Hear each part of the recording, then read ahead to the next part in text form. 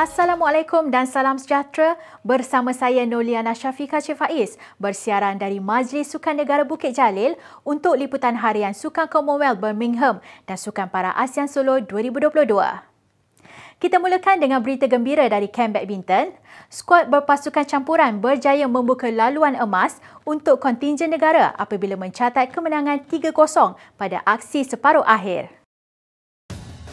Skuad badminton negara berjaya menepas slot ke pentas akhir dengan menewaskan pasukan tuan rumah England pada aksi separuh akhir. Kamp negara mencatat kemenangan dengan memperoleh 3 mata berbalas kosong. Aksi sengit dari pasangan bergu Chia Yisi dan Chan Peng Sun memaksa perlawanan dibawa ke set penentuan 12-21, 21-18 dan 21-13. Mata kedua negara pula dimenangi Eng Ziyong dengan straight set 21-13 dan 21-14. Sementara pemenang pingat gangsa Olimpik Tokyo 2020, Aaron Chia dan So Woo Yik juga mempamer aksi bertenaga apabila menang dengan 21-17 dan 21-18. Malaysia sebelum ini memegang tahta emas di 3 tamasya berturut-turut dari tamasya 2006 di Melbourne, 2010 di New Delhi dan 2014 di Glasgow. Pasukan negara akan beraksi di pentas final dalam misi merampas kembali pingat emas pada 2 Ogos. Bertemu cabaran sengit pasukan pilihan Singapura di perlawanan penentuan pingat emas, skuad wanita negara akur dengan kehandalan pasukan lawan dan mereka mengulangi skrip perlawanan akhir di Glasgow 2014. Kemenangan tidak menyebelahi skuad negara pada aksi final apabila pasukan Kota Singa memenangi perlawanan tersebut dan mengakhiri persaingan dengan catatan 3-0. Beregu negara, Karen Lee Ho Yin tunduk kepada Zhao Jingyi Jung Min dalam 4 set 7-11, 11-4, 11-6 dan 11-5 pada aksi pertama. Manakala Alice Chang Lee Sien pula akur dengan kehebatan Feng Tian Wei apabila tewas 11-9, 11-1 dan 11-7. Pingat emas menjadi milik Singapura apabila Zheng Jian mengatasi Ho Ying 11-3, 11-4, 8-11 dan 11-5. Terdahulu, Malaysia dan Singapura pernah bertemu pada aksi tamasya Sukan Commonwealth 2014 di Glasgow menyaksikan skuad negara tunduk 2-3. Malaysia layak ke final selepas menewaskan Wales 3-2 pada aksi separuh akhir, manakala Singapura menjinakkan Australia 3-0. Kita teruskan dengan aksi kontingen negara di Birmingham untuk hari keempat. Kamp negara turun memberikan saingan dalam 10 jenis sukan dan berikut adalah keputusan setakat jam 8 malam waktu Malaysia. Kamp angkat berat sekali lagi membuat penampilan di NEC Hall 1 untuk acara 81 kg lelaki. Muhammad Nasir Roslan menamatkan angkatan snatch dengan 135 kg dan 165 kg untuk angkatan clean and jerk. Dengan angkatan keseluruhan 300 kg untuk Nasir menduduki tempat ketujuh. Dalam pada itu, Brian Leong Sin Ren kembali beraksi dalam acara 100 meter kuak kupu-kupu dalam saingan ketujuh. Brian yang menduduki tempat ke-6 dalam saingan awal mencatat 53.94 saat dan seterusnya layak ke saingan separuh akhir.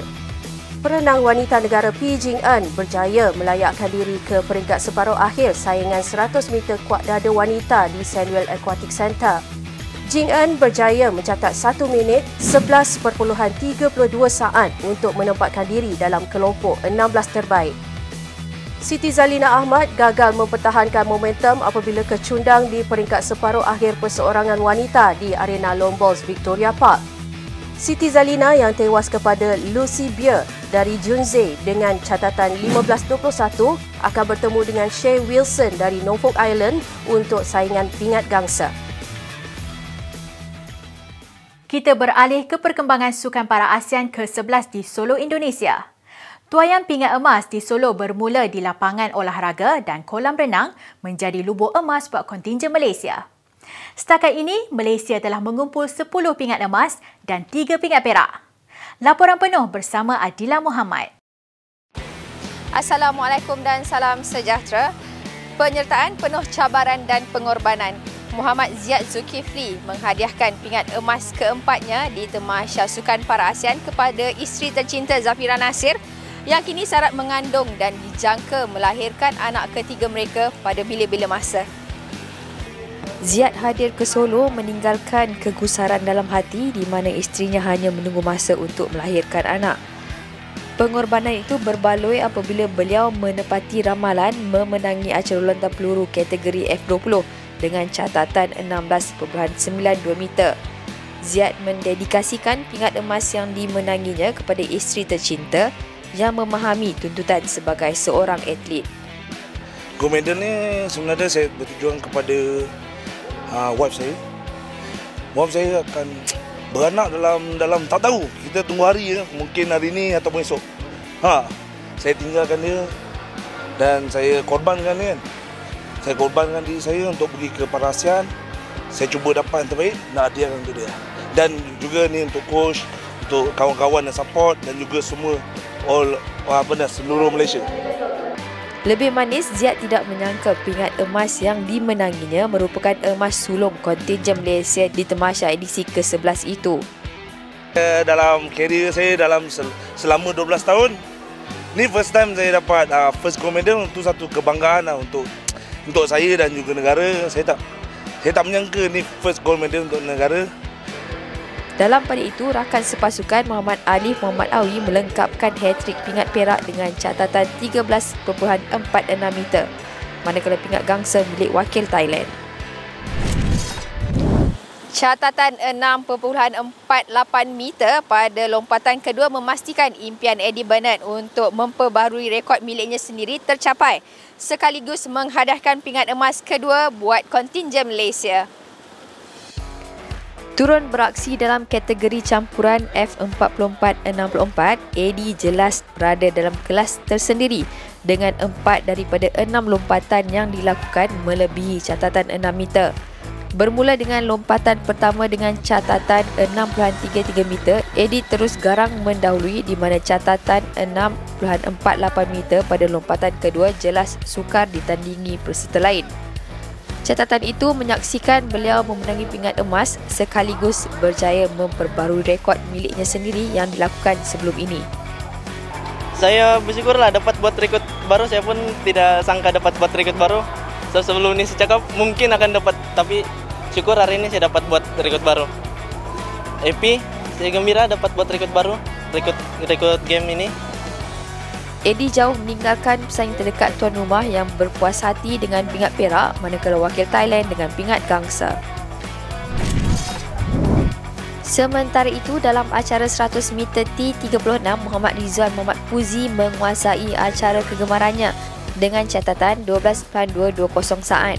Beliau menewaskan wakil tuan rumah di tempat kedua.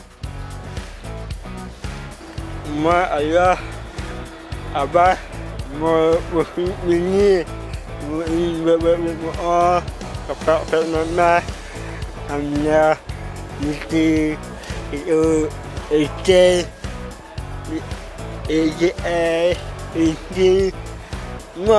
orang itu baik mami.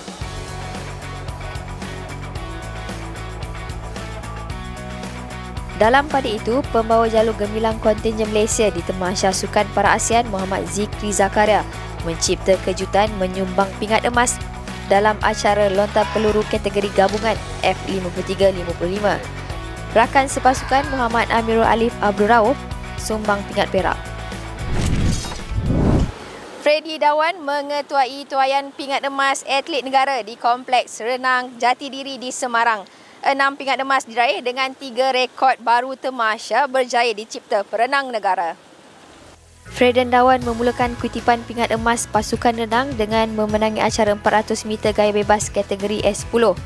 Kejayaan itu diikuti rakan sepasukan Muhammad Adib Iqbal Abdullah yang meraih pingat emas acara 100 meter kuat dada S14 dengan catatan 1 minit 10.87 saat iaitu rekod baru ASEAN.